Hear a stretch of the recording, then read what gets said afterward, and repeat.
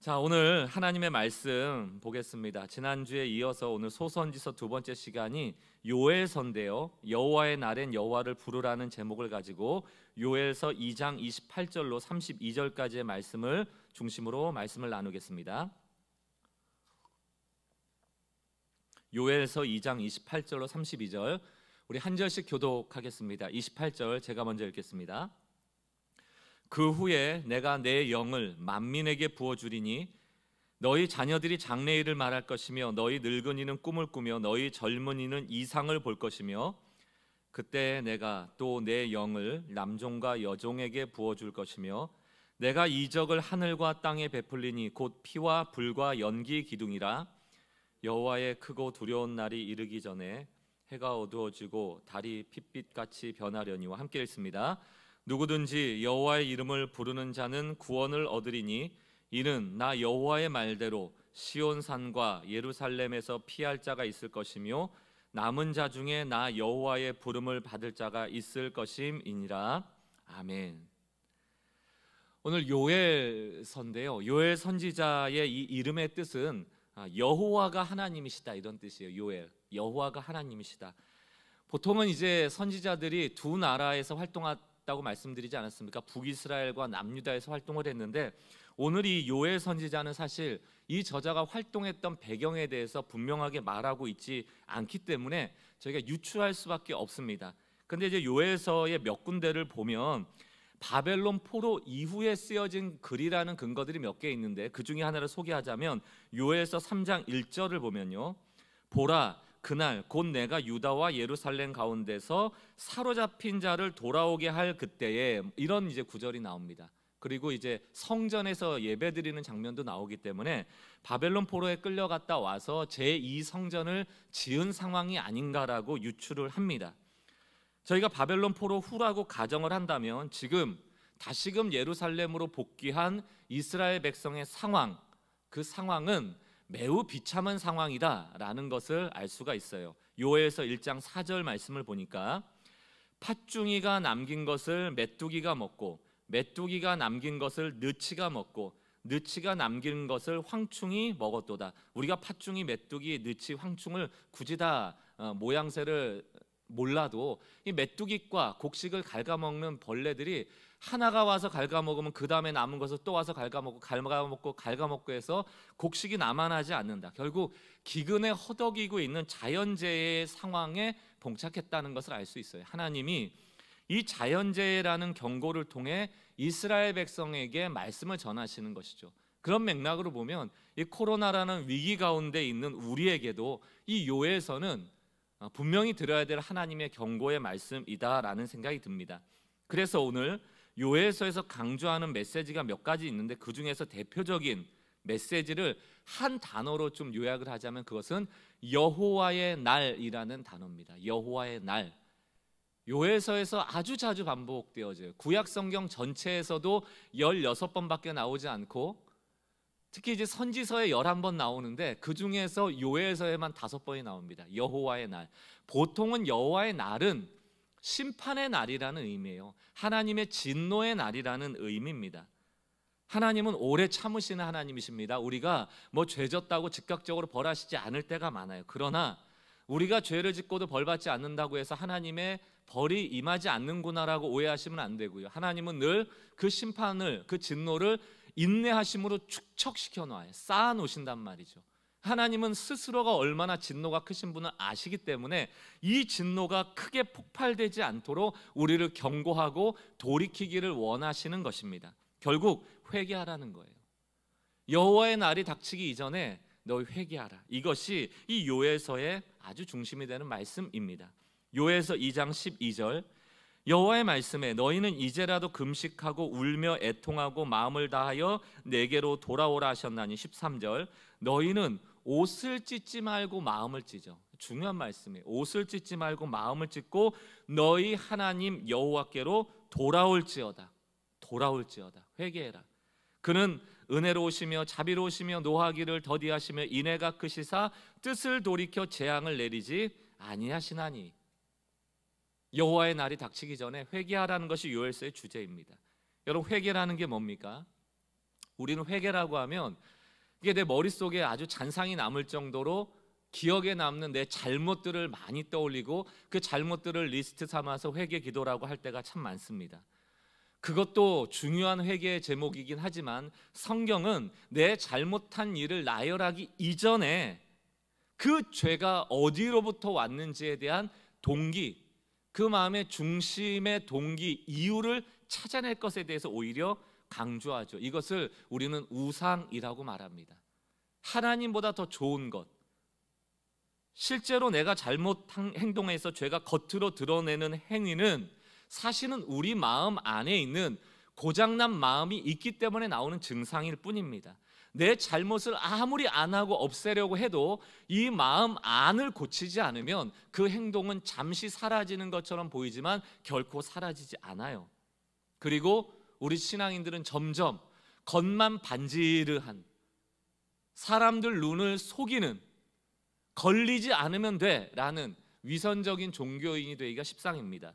마태복음 23장 25절부터 예수님은 바로 그 종교 지도자들을 향하여 이 지점을 비판하시죠. 잘 들어보세요. 25절, 화 있을진저 외식하는 서기관들과 바리새인들이여, 잔과 대접의 겉은 깨끗이 하되 그 안에는 탐욕과 방탕으로 가득하게 하는도다. 26절, 눈먼 바리새인이여, 너는 먼저 안을 깨끗하게 하라. 그리하면 겉도 깨끗하리라. 안을 깨끗하게 하라. 그리하면 겉도 깨끗하리라. 27절, 화 있을진저 외식하는 서기관들과 바리새인들이여, 회칠한 무덤 같으니 겉으로는 아름답게 보이나 그 안에는 죽은 사람의 뼈와 모든 더러운 것이 가득하도다. 28절, 이와 같이 너희의 겉으로는 사람에게 옳게 보이되 안으로는 외식과 불법이 가득하도다. 하나님 지금 회개하라고 할 때 어디에 회개를 명하시는 거예요? 안에. 마음을 찢으라는 얘기입니다. 결국 그 마음 안에 너희가 의지하고 있는 우상, 그것으로부터 하나님께 마음을 돌이키라는 것이에요. 팀 켈러의 책 내가 만든 신, 이게 우상이죠.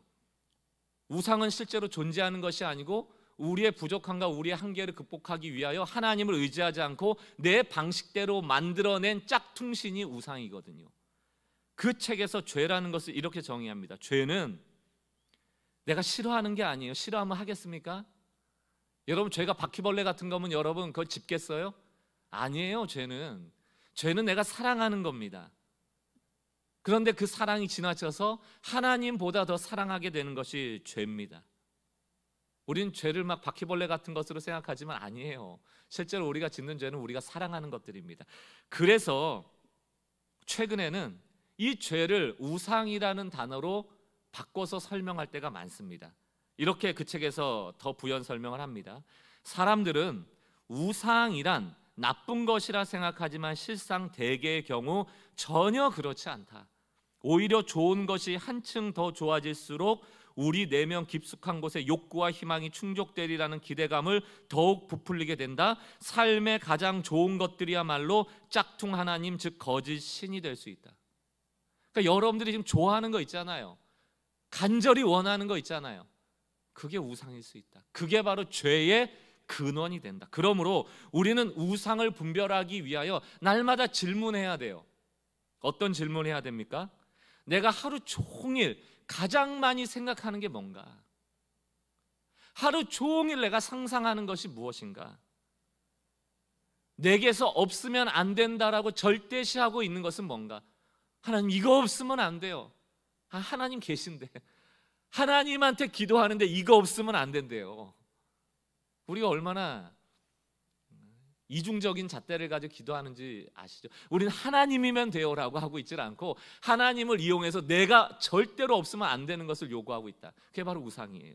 그러므로 우리의 기도조차도 우상이 될 수 있다는 것을 경계하지 않으면, 우리의 간절한 기도가 우상이 될 수 있다는 것을 경계하지 않으면 우리는 언제든지 우상의 속박에 가둬질 수밖에 없다.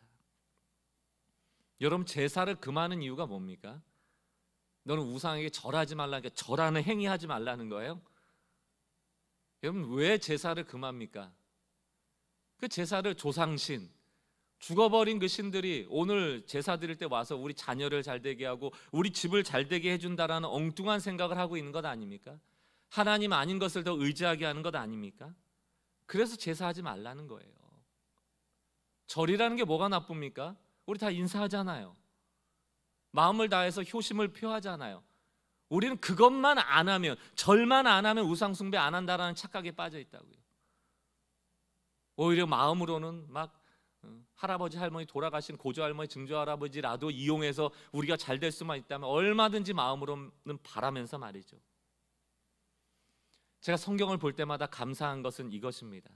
하나님 회개를 촉구하시고 우리에게 심판으로 경고하실 때마다 너 지금 우상 숭배하고 있으니까 끝장이야, 너 지옥이야, 이렇게 말씀하시는 것이 아니고 감당할 만한 고난을 통해서 더 큰 심판이 오지 않도록 우리를 격려하시고 소망으로 이끄신다는 거예요.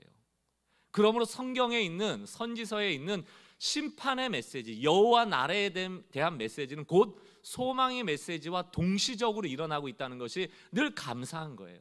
하나님께서 우리에게 회개의 기회를 안 주신다면 우리가 얼마나 비참한 상황에 빠질 수 있겠습니까? 그래서 제가 성경에서 정말 좋아하는 말씀, 요한복음 3장 16절 17절입니다. 어려서부터 외워왔기 때문에 좋아하는 게 아니고 저는 이 성경을 너무 좋아해요. 하나님이 세상을 이처럼 사랑하사 독생자를 주셨으니 이는 그를 믿는 자마다 멸망하지 않고 영생을 얻게 하려 하십니다. 17절, 하나님이 그 아들을 세상에, 이 세상은 어떤 세상이에요? 고장난 세상이에요. 죄악에 빠진 세상이에요. 우상 숭배하는 세상입니다. 그 세상으로 그 아들을 보내신 것은 세상을 심판하려 하심이 아니요 그로 말미암아 세상이 구원을 얻게 하려 하십니다. 하나님이 우리를 향한 뜻이 어디 있습니까? 하나님의 진노와 경고와 심판의 의미가 어디에 있습니까? 그것은 결국 우리를 구원해 내시려는 데 목적이 있다는 것입니다. 우상으로는 구원 못 받아요. 제가 늘 비유해서 설명드립니다만 우상은 우리가 목마를 때 소금물 주는 존재입니다. 목이 너무 마르니까 소금물이라도 마시고 싶은 마음이죠. 소금물 마시는 순간 결코 살 수 없어요. 목마르면 더욱더 증폭되어지게 됩니다. 그러나 하나님께서는 우리의 목말에 해갈의 기쁨을 주실 뿐만이 아니고 다시는 목마르지 않을 생수의 근원이 되어주신다고 약속하셨잖아요. 그 좋으신 하나님을 붙잡고 그분께로 돌아가는 회개의 역사가 우리 가운데 있기를 바라요.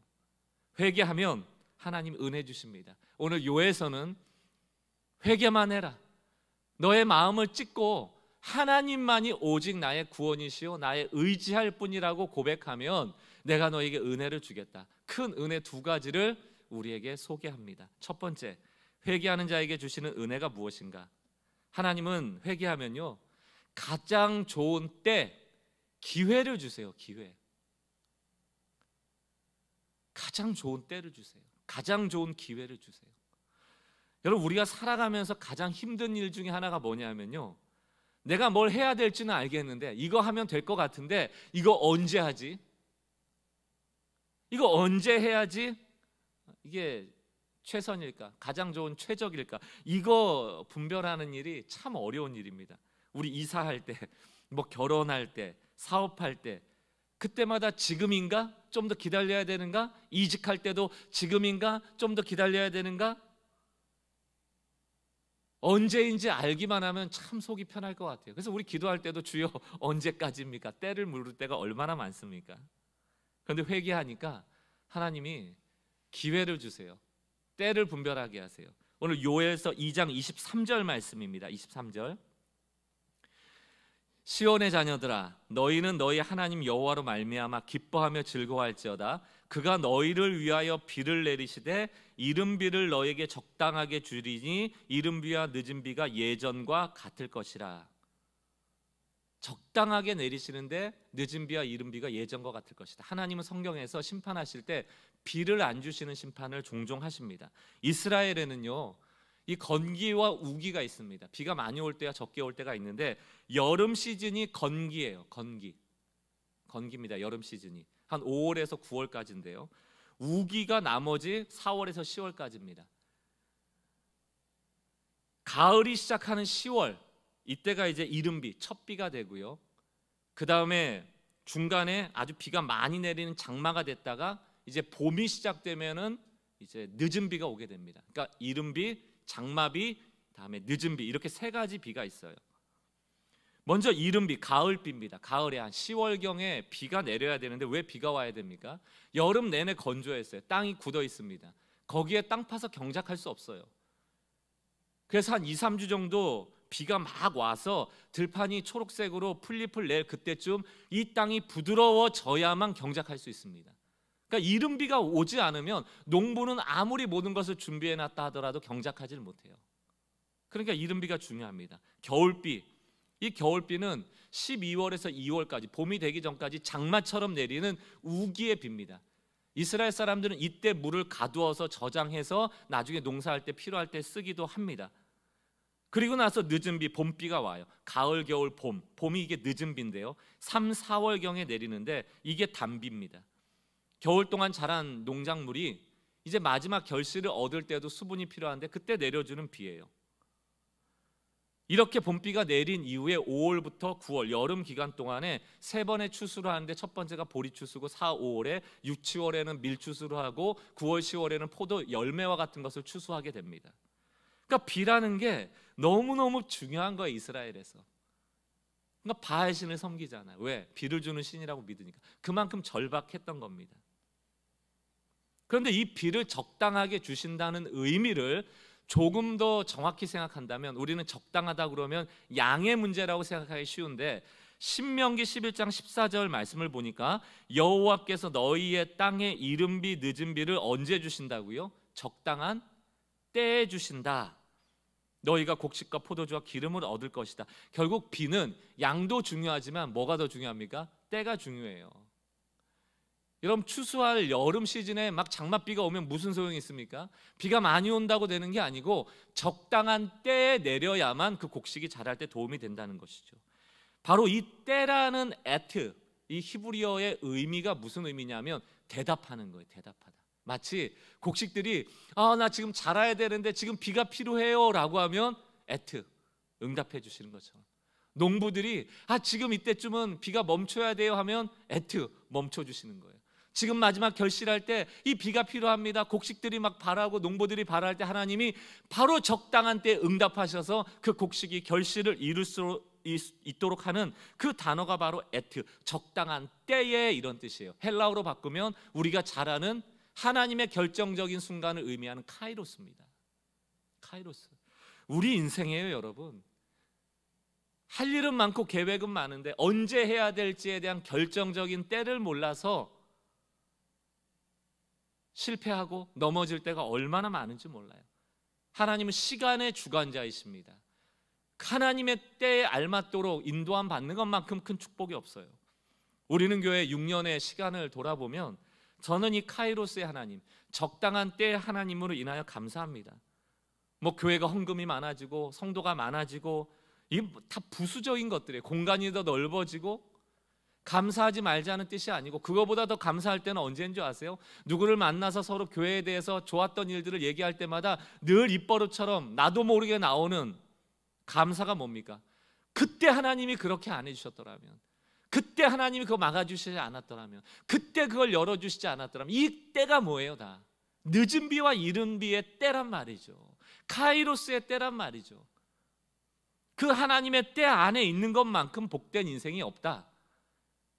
에듀투게더에서 그 40명 50명 바닥에 앉아 있을 때, 그때도 지금 돌아보면 꼭 필요했을 때고요. 밀리토피아로 가서 우리가 예배 드릴 때 마침 그때 지금 저희 교회 성도님이 그곳에 계셔서 연결이 됐던 것도 참 카이로스였고요. 을지대로 온 것도 다 아시는 이야기지만, 누가 나서서 기도 한번 한 적이 있습니까? 마음으로 장소를 달라는 기도는 했지만 이곳을 놓고 기도한 적이 없어요. 그러나 하나님의 때 안에 있으니까 때 맞춰 하나님이 주시더라는 것입니다. 우리 인생도 마찬가지예요. 하나님은 시간을 주관하십니다. 카이로스의 하나님이십니다. 우리 인생의 결정적인 순간을 하나님이 가장 잘 아시기 때문에 이 시간을 선물처럼 우리에게 주실 때 우리의 인생은 복되어집니다. 여기 계신 예배드리는 여러분 중에 누가 시간을 인위적으로 만들 수 있습니까? 누가 적당한 때라고 감히 말할 수 있습니까? 우리의 한계 밖에 있는 일이에요. 하나님께 회개하고 돌이키면 하나님은 이른비와 장맛비와 늦은비라는 우리 인생에 결실하도록 할 때 가장 필요한, 가장 적당한 때 가장 적당한 양의 비를 주시더라는 것입니다. 사랑하는 성도 여러분, 시간의 주관 대신 하나님께로 돌아가십시오.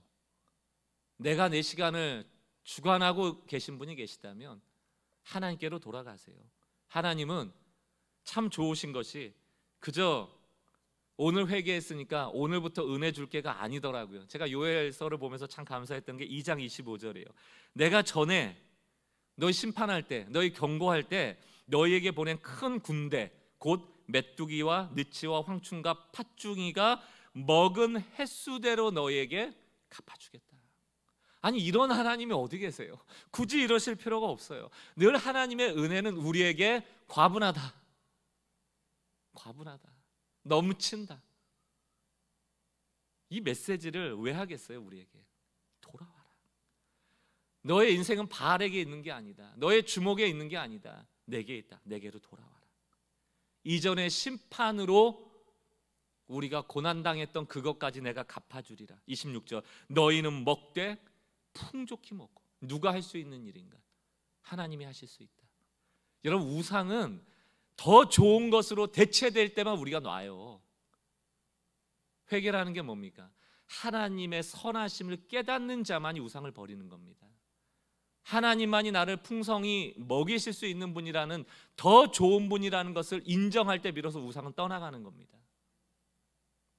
오늘 이 예배를 통하여 하나님을 대체하였던 우상이 더욱더 크고 놀라우신, 또 선하고 아름다우신, 우리를 사랑하시는 하나님으로 대체되어지는 은혜가 있길 주의 이름으로 축원합니다.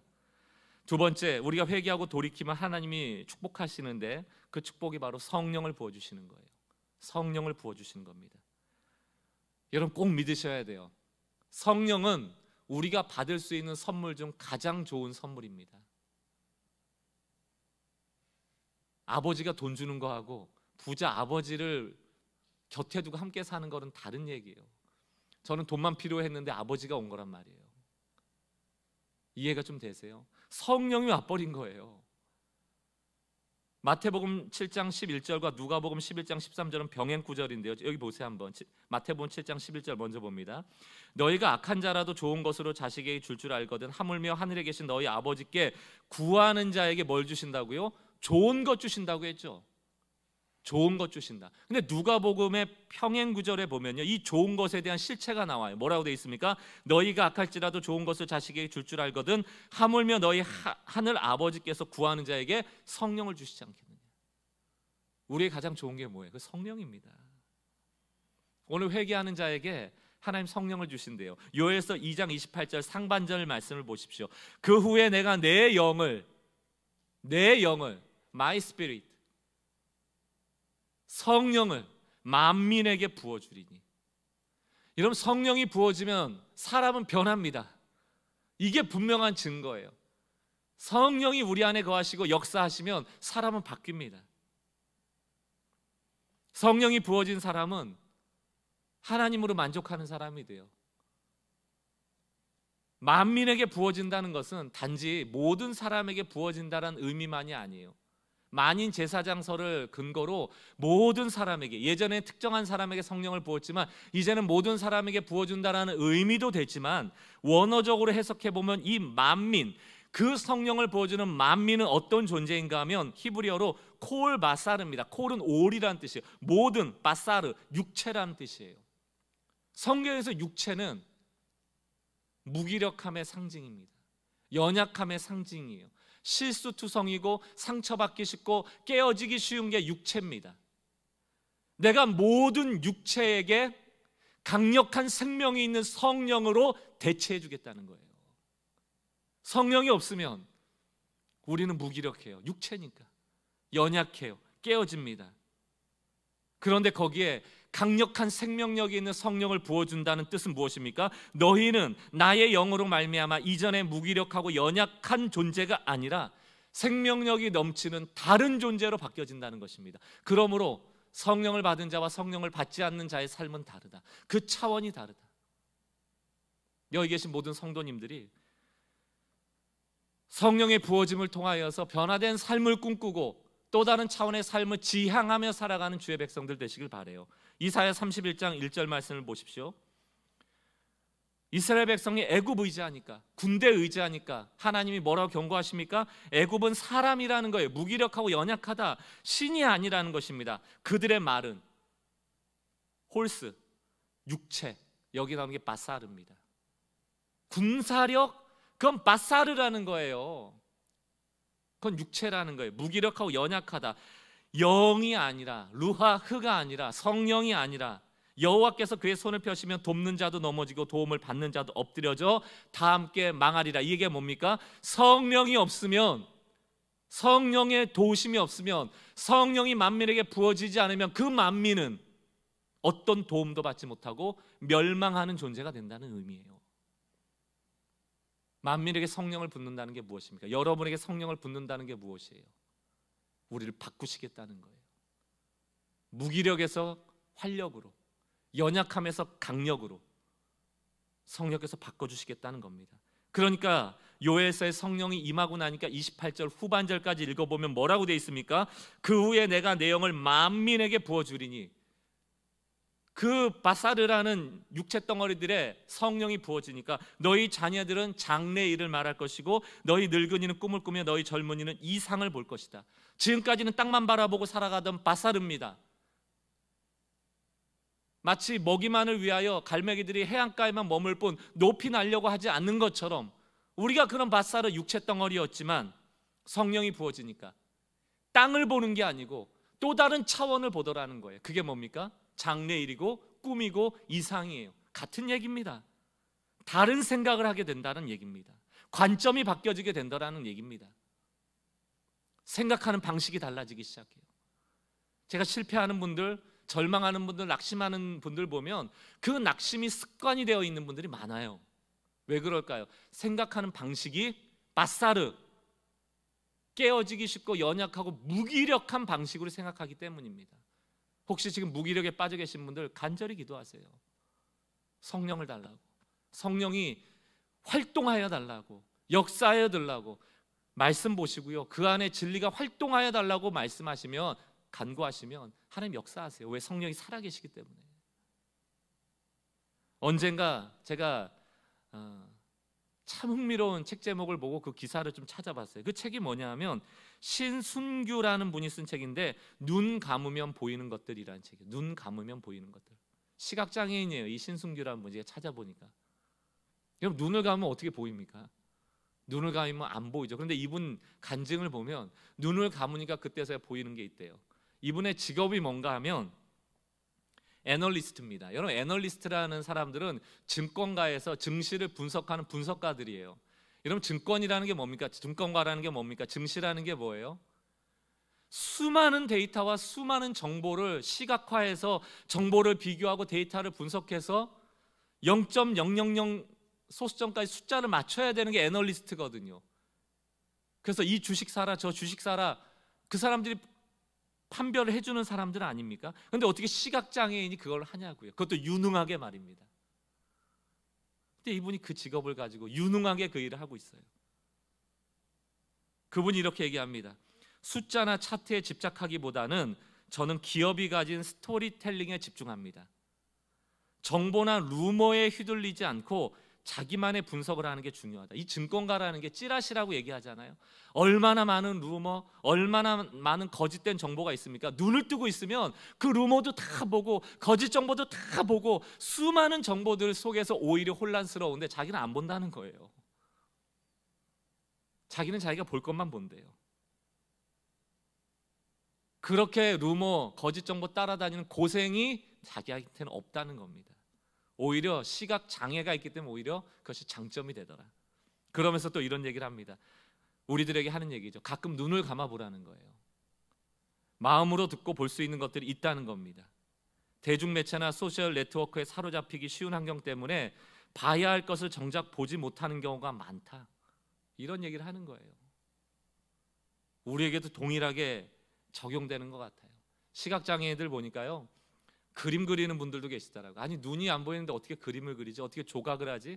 근데 그런 분들이 한결같이 하는 얘기가 뭐냐면 눈이라는 눈의 감각이 사라지면요 다른 쪽 감각이 살아난대요. 심지어는 유화 같은 거 그리시는 분들은 물감 안에 각각의 색마다 그 안에 섞인 기름의 무게가 다르답니다. 그 무게를 느낀다는 거예요. 그리고 색깔을 분별해낸대요. 이게 말이 됩니까? 우리는 그런 감각이 없다 하지만 시각을 잃어버리면 그 감각이 살아난대요. 제가 그걸 보면서 우리가 너무 눈에 집중하여 이 땅에 집중하여 살아가다가 성령이 주시는 감각을 잃어버리고 살아가는 것은 아닌가? 라는 적용을 해봤어요. 여러분은 어떠세요? 영적 감각이 지금 있으세요? 아니면 영적 감각이라는 게 아예 존재하지 않는다라고 믿고 사시는 건 아닙니까? 마치 우리가 눈을 뜨고 있으니까 유화 그 물감의 기름의 무게를 어떻게 손으로 재? 그런 건 없어 라고 생각하는 것처럼 말이죠. 고인이 되신 오카는 목사님께서 제자 훈련하면서 이런 얘기를 하셨어요. 사람이 한낱 귀신이 들려도 겉으로 미쳐 날뛰는 현상이 보이는데 어찌하여 성령을 모시는 사람들에게 성령의 증거가 나타나지 않는가? 성령을 모시고 살아가는데 전혀 바뀌지 않는 삶을 살아가는가에 대해서 한탄하셨다라고 하더라고요. 우리가 회개하지 않기 때문이에요. 여호와께 돌아가지 않고 우상을 붙잡고 살아가기 때문에 성령이 우리에게 역사하시는 그 역사와 활동이 다 지금 바닥에 묻혀 있는 겁니다. 그분을 활동하게 하셔야 돼요. 그분을 인정하여 드리고 성령의 충만을 간구하고 그분이 말씀하실 때 순종하겠다라고 결단할 때 우리는 무기력이라는 바사르라는 존재에서 성령이 역사하시는 영적인 존재로 바뀌어진다는 것입니다. 여러분, 여호와께로 돌아간다는 게 뭘까요? 회개한다는 게 뭘까요? 결국은 내가 바사르, 그냥 육체 덩어리임을 인정하는 것입니다. 우리의 판단에는 실수가 많다는 것을 인정하는 거예요. 내가 너무너무 두렵고 무서운 나머지 내가 우상을 만들어냈다는 것들을 인정하는 겁니다. 내가 돈 없이는 못 산다라고 하는 이유가 내가 돈 없으면 너무 두렵기 때문입니다라고 하나님 앞에 정직하게 인정하는 것입니다. 그러나 이런 것들을 인정하지 않고 가면을 쓴 채 돈은 돈대로 섬기고 성공은 성공대로 섬기고 인맥은 인맥대로 섬기고 인정욕구는 인정욕구대로 섬기면서 겉으로 회칠한 무덤과 같이 하나님을 섬기는 종교적 행위를 하는 것들로부터 우리가 돌아서야 돼요. 요엘서를 보니까 회개하는 구체적인 행위가 하나 나오는데요. 요엘서 2장 32절 상반절입니다. 이거 한번 같이 한번 읽어보겠습니다. 시작. 누구든지 여호와의 이름을 부르는 자는 구원을 얻으리니. 오늘 설교의 제목이 여호와의 날엔 여호와의 이름을 부르라는 거예요. 여호와의 날은 심판의 날입니다. 우리가 심판받아야 될 죄의 목록은요 수없이 많아요. 여러분, 우리 오늘 어떤 잘못된 일이 예기치 않게 나한테 온다 할 때 두 가지 부류가 있을 겁니다. 하나는 내가 아무 잘못 없는데 왜 이렇게 재수없게 이런 일이 생겼어라는 사람이 있을 것이고요. 또 어떤 사람은 그래, 벌받아 마땅한 인생이지. 저는 이 후자가 훨씬 더 복음적이라 생각합니다. 여러분, 돌아놓고 보면 지금 예기치 못한 어려움이 왔지만 이런 어려움 받을 만하지 않아요? 우리 그렇게 부족하고 연약한 존재 아닙니까? 회개하지 않고 돌이키지 않고 살아온 인생 아닙니까? 언제 혼나도 한 번은 혼나야 될 존재 아닙니까? 우리의 죄를 다 쏟아놓고 회개한다 하면 얼마나 많은 시간을 소요해야 될까요? 우리의 죄를 하나님 앞에 다 쏟아놓는다면 얼마의 시간이 필요할까요? 하루요? 이틀입니까? 일주일입니까? 1년입니까? 아니요. 더 많은 시간, 수많은 죄를 쏟아놓고 울고불고 콧물 눈물 흘리면서 한탄하고 외치고 고함치며 회개해도 모자랄 시간일 겁니다. 그 회개를 가지고 우리 죄의 높이를 과연 얼마나 줄일 수 있을까요? 불가능해요. 그런데 오늘 요엘서 2장 32절 너무 간단해요. 뭐래요? 누구든지 여호와의 이름을 부르면 그는 구원하라. 이게 말이 됩니까? 이게 말이 돼요? 여호와의 이름을 불렀던 첫 번째 인물이 있습니다. 창세기 4장에 나와요. 창세기 4장 25절 아담이 다시 자기 아내와 동침함에 그가 아들을 낳아 그의 아들을 셋이라 하였으니 이는 하나님이 내게 가인이 죽인 아벨 대신에 다른 씨를 주셨다 함이며. 여러분, 아담과 하와가 낳은 아들이 있었어요. 가인과 아벨이었습니다. 근데 가인이 질투심에 아벨을 죽여요. 그죠? 그리고 나서 다시 아담과 하와로부터 얻은 자녀가 바로 셋이라는 존재입니다. 그런데 이 셋이라는 사람이 26절 보니까 결혼해서 아들을 낳아요. 그리고 그 이름을 뭐라고 부릅니까? 에노스라고 부르고, 이때로부터 사람들이 비로소 여호와의 이름을 불렀다 이렇게 되어 있습니다. 근데 여러분, 이 에노스라는 이름의 뜻이 오늘 우리에게 큰 의미가 있습니다. 이것은 아나쉬라는 히브리어의 어원인데요, 이게 바로 깨지기 쉽다라는 거예요. 연약하다라는 거예요. 무기력하다라는 얘기입니다. 여러분, 셋이라는 사람이 왜 자기의 자녀에게 에노스라는 무기력한 존재입니다, 우리는 깨지기 쉬운 존재라고 이름을 붙였을까요? 그 내용이 다 나와 있지는 않지만 우리는 유추해 볼 수 있습니다. 아담의 인생이 어땠습니까? 에덴을 경험했던 유일한 사람이에요. 하나님의 운행하심을 직접적으로 경험했던 사람입니다. 그러나 타락한 존재였고 그것으로 비참한 육체 덩어리가 되었던 존재예요. 하나님의 영을 잃어버렸습니다. 그리고 그 자녀가 서로 질투하여 사람을 살인하는 일까지를 보았어요. 그 다음에 태어난 셋은 그 모든 스토리를 알았을 겁니다. 타락한 이후에 수없이 밀려오는 죄악들을 감당해낼 수 없는 그 인생, 그 인생이 할 수 있었던 것이 무엇이었을까? 나로서는 도저히 돌파할 수 없다라고 한계에 도달했을 때 그 셋은 고백하기 시작합니다. 뭐라고요? 에노스, 에노스, 아나쉬, 우리는, 내 자녀는 깨지고 부서지기 쉬운 한낱 육체일 뿐입니다. 사랑하는 성도 여러분, 이게 회개예요. 누구든지 주의 이름을 부르는 자는 구원을 얻을 것이다가 주여 주여를 외치는 그런 소리를 뜻하는 것이 아니고, 그 내면에 내가 만든 우상, 나의 한계를 나 스스로 통제하기 위하여 내가 직접 빚어낸 우상을 버리고 하나님께로 돌아가겠습니다. 여호와만이 나의 하나님이십니다. 이게 바로 요엘 아닙니까? 사랑하는 성도 여러분, 오늘도 우리는 만민에게 부어진, 다시 말하면 바사르에게 부어진 성령이 없으면 에노스, 아나쉬와 같은 존재가 될 수밖에 없어요. 그러므로 여러분의 삶에, 여러분의 가정에 하나님을 주인으로 삼고 그분을 첫째로 삼고 살아감으로 성령의 축복, 결정적인 기회를 주시는 하나님의 축복을 누리며 살아가는 주의 백성들 되시기를 주의 이름으로 축원합니다. 성령은 좀 세상적으로 얘기하면 하나님의 과분한 은혜의 끝판왕입니다. 선물을 달라 했는데 선물을 가진 자가 함께 온 거예요. 그게 우리 안에 거하세요. 오늘 우리 인생 가운데 찾아오신 성령을 의지하고 내 연약함을 가지고 날마다 하나님의 품으로 달려갈 수 있는, 회개하고 돌이킬 때 받아 누리는 은혜의 사람들이 여러분 되시기를 주의 이름으로 축원드립니다. 오늘 같이 한번 찬양했으면 좋겠어요. 성령이 오셨네라는 고백인데, 이 후렴 가사를 찬양할 때는 상징적으로 우리 가슴에 손을 얹고 성령이 오셨네, 성령이 계시네, 가장 큰 선물인 성령이 내 안에 계시네, 바사르, 에노시와 같은 존재가 될 수밖에 없는 나를 성령이 바꿔주셨네라고 감격하며 찬양할 수 있기를 바랍니다. 허무한 시절 지나가고 깊은 한숨 내쉴 때 그런 풍경 보시며 탄식하는 분이 계시는데, 고아처럼 우리를 내버려 두지 않고 함께 하시기 위하여 오신 성령이 바로 그런 분이십니다. 오늘 가사를 생각하며 말씀을 정리하는 마음으로 함께 찬양하겠습니다.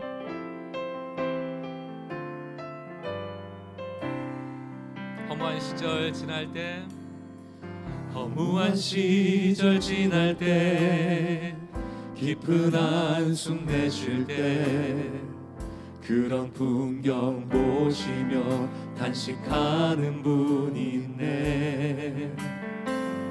고와 같이 너희를 버려두지 않으리. 내가 너희와 영원히 함께. 우리 다시 한번 고백합시다. 허무한 시절 지날 때, 허무한 시절 지날 때, 깊은 한숨 내쉴 때 주께로 돌아가십시오. 그런 풍경 보시며 단식하는 분, 우리는 고아가 아닙니다. 아버지께로 나아갑시다. 고아 같이 너희를 버려두지 않으리. 버려두지 않으리. 주님이 말씀하십니다. 내가 너희와 영원히 함께하리라. 과분한 은혜, 성령이 오셨네. 성령이 오셨네. 성령이 오셨네. 내 주에 보내신 성령이 오셨네. 우리 인생 가운데 친히 찾아오셔서 그 나라 꿈꾸게 하시네. 2절 가사입니다. 억눌린 자, 억눌린 자 갇힌 자, 자유함이 없는 자, 자유함이 없는 자, 피난처가 되시는 피난처가 되시는 성령님 계시네. 주의 영이 계신 곳에, 주의 영이 계신 곳에 아멘. 참 자유가 있다네. 진리의 영이신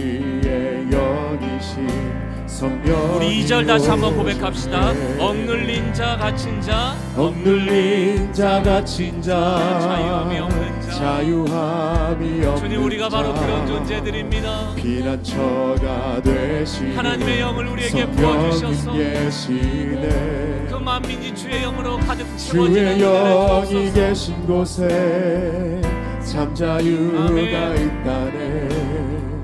진리의 영이신 성령이 오셨네. 성령이 오셨네. 성령이 오셨네.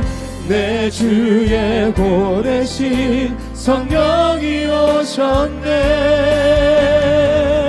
우리 인생 가운데 친히 찾아오셔서 그 나라 꿈꾸게 하시네. 성령이 오셨네. 성령이 오셨네. 내 주에 보내신 성령이 오셨네.